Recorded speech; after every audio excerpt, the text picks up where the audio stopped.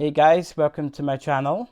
In today's video is part one of our question and answers, and obviously I've got my wife Carolyn here to help with those, and we're basically going to answer questions that we've been asked from people from Facebook and YouTube, etc. So we'll start off with the first question.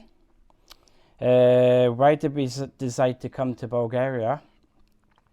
Now, both of us were chefs for over 25 years, and we worked long, unsociable hours, and we were very unhappy because we were in the kitchen all the time. We were never at home, and we were tired, and we also the cost of living was very high, and we were struggling to pay our bills at the end of the day because chef's wages, to be honest, are absolutely rubbish. And but at the end of the day, we decided that we were unhappy.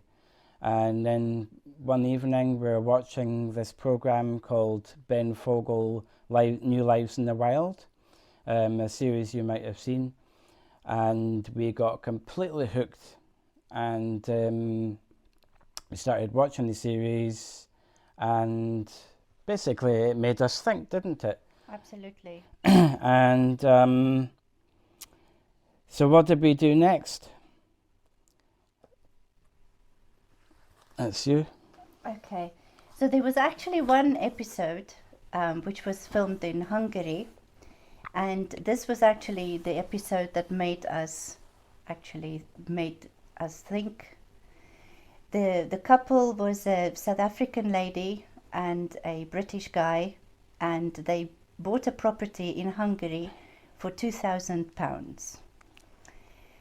And I was like, a property for £2,000 and a house with a piece of land, and these guys basically had to fix up the house, and they wanted to live a self-sufficient life. So they had some chickens in the back garden, grew some veggies, that kind of thing. And I thought, oh wow, they are living the dream, and they've only paid £2,000 for this. And that got me thinking. So I then decided, okay, let's go on Google, and I typed into Google properties in Europe under £10,000. And I was really surprised to see what came up. The one at the very top of the list with the most properties that we could choose from was Bulgaria. So I thought, well, Bulgaria, why not? I've actually met somebody years ago that was from Bulgaria and who always spoke so fondly of his home country, and it immediately reminded me of this person. So the next thing we decided to do was, let's book some tickets, let's go on holiday in Bulgaria to see with our own eyes what it's like. Let's go and see those beautiful mountains, let's go and see the beautiful seaside, and then see if we can possibly imagine ourselves living there. So we did exactly that. We booked some tickets, but we decided, okay, let's mix this trip up a little bit and book a few viewings. Yep. So we decided to look at some agents online, and we booked a few agents with viewings for that week. So we got on the plane, arrived in Bulgaria, hired a car, and we went to go and have a look at a few properties. So after this holiday, we went back to Scotland, and David will answer what we did next. Basically, very exciting time for us. Yeah, well, we basically jumped into the ocean and went, right, let's sell up our house and sell the car. And yeah, it was a big life change for us because we've never done anything like this before. Moving to a new country, oh my God. And so we used a well-known removal company in Edinburgh, and that cost roughly about the kind of £8,000 mark, including insurance. Including insurance, and put into self-storage, and obviously onto a lorry container across the ocean and into Europe. What else? Also, we had our pet cat called Simba, and we thought, oh, we couldn't put him in a home or give him away, so we decided that we would bring him with us, not knowing it's going to be quite costly actually, but he's worth it because we love our little cat. So he had to get a pet passport, and with all the documentation for his flight over, etc., that was about £1,700. So if you love your cat enough, I think it's worth it.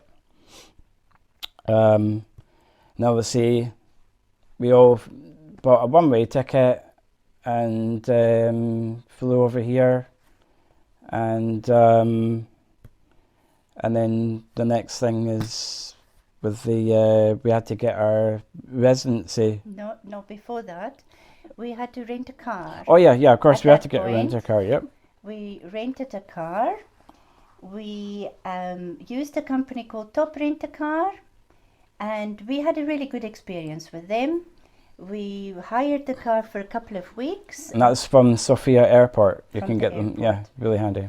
And eventually, through another friend, we managed to hire a car for another 4 weeks. But we had to basically hire a car for the first 6 weeks we were here, because we had to be able to get around. So we basically, the first night we stayed in a hotel, and the second night we were already sleeping in our house. And that was the same day that we signed for the house.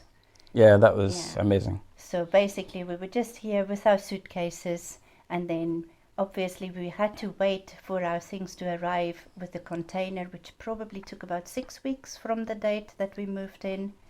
Yeah. And but in the meantime, we had all our basics, everything we needed, so we were all fine. Now, to buy the car was actually more complicated than to buy the house. The house was dead simple. We did a bank transfer. We didn't need to show a residency permit, and we didn't even needed a bank account to buy the house. But for the car, we needed to open a bank account. Now, you would think it would be dead simple to open a bank account, but we found it really hard.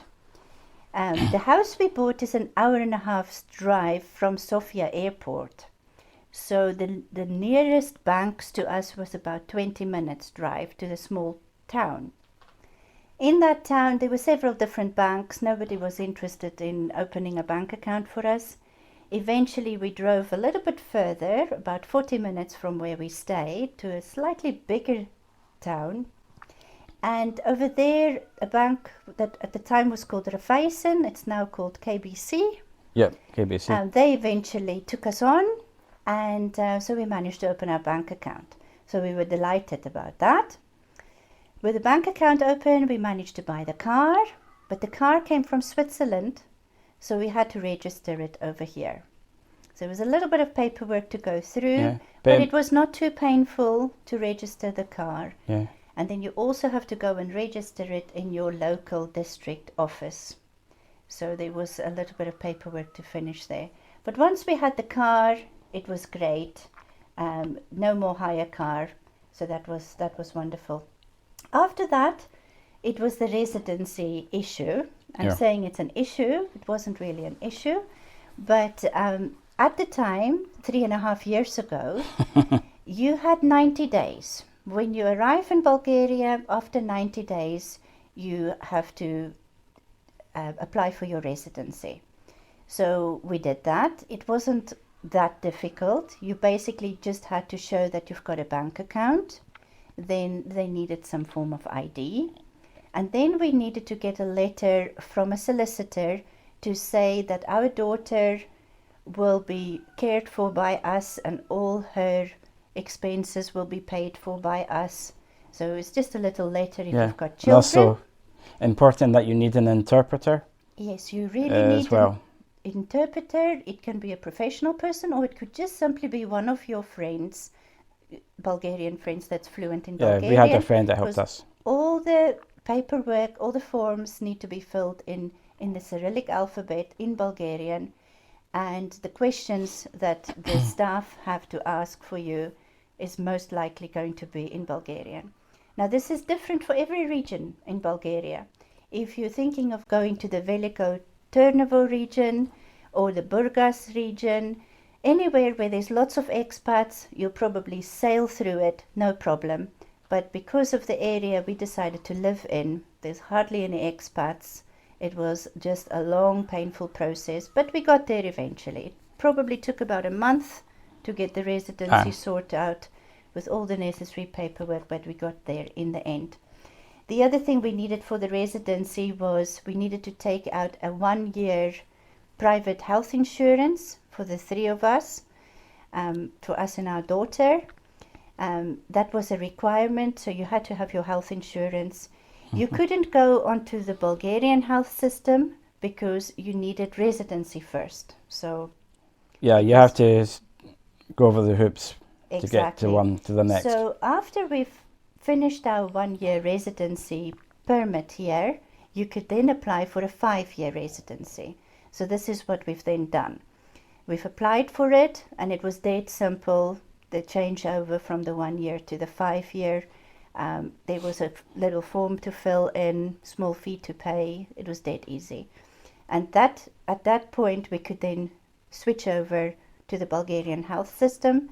And it's actually really good. You pay roughly about £15 per person per month, and children under 18 is completely free. And that will cover you then for any medical costs in hospitals. You will still need to pay for your prescriptions. That's not covered. And if you go to see your GP, you only pay a small tax of 1 or 2 leva. But it definitely helps to be on the Bulgarian health system, for all your general things. So David will explain to you what we're going to be covering in the next video. We're going to be answering more questions. In part 2, we're going to be answering what bills you need to pay and how to pay them. Also, the average cost of living, and we'll be also answering general questions on the language, the culture differences that we've experienced, our neighbours, our village, the hospitality, the employment, and especially the schools if you have, you brought over children. So thanks for watching, and we'll see you in part 2. So please like and subscribe and share, and even put a comment down. And if you have any other questions, please put them in the comments, and we'll see you next time. Okay. Bye. Cheers. Bye.